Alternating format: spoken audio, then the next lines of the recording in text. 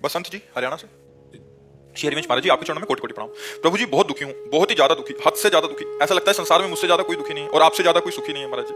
महाराज जी नहीं यार, हमारी तो दोनों किडनी फेल है यार। आप मन से बहुत सुखी हो, मुझे नहीं लगता दुनिया में आपके जैसा कोई सुखी होगा, खुश होगा। आखिर ये बात तो मानते हैं इसलिए मानते हैं कि हमारा मन एक ही रास्ता पकड़े हुए है, श्री जी के चरणों की तरफ, और उनकी कृपा से बस उन्हीं की तरफ बढ़ता रहे। और वो है आनंद स्वरूप, वो है परमानंद स्वरूप, वो है प्रेमानंद स्वरूप। तो वही आनंद अंदर स्फुरित होता रहता है। जब हम संसार का आश्रय लेते हैं तो दुख ही दुख है। इसका नाम क्या है शास्त्र में जानते हो? दुखालयम।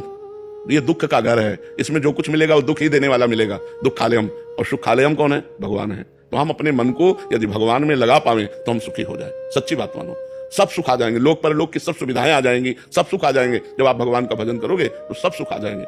जैसे खूब अगाध सरोवर जल हो तो मछली को किलोले करती है, थोड़ा जल हो तो चिंता है कि कहीं सूख ना जाए, लेकिन समुद्र में है तो आनंद ही आनंद है उसको। सुखी मीन जहां नीर अगाधा और जिम हरि शरण न एक को बाधा। अगर हम भगवान की शरण में भैया तो दुख भी सुख बन जाता है, और अगर भगवान से विमुख है तो सुख भी दुख बन जाता है। ये बात समझ लीजिए। तो भगवान की शरण होकर नाम जप करो, अच्छे आचरण करो। बाबा थोड़ी कुछ हमारी तरफ भी ट्रांसफर कर दो ना, आप इतने सुखी रहते। अगर ऐसा होता तो हम तो पूरे भारत को ट्रांसफर कर देते क्योंकि अपने बस का कुछ है नहीं।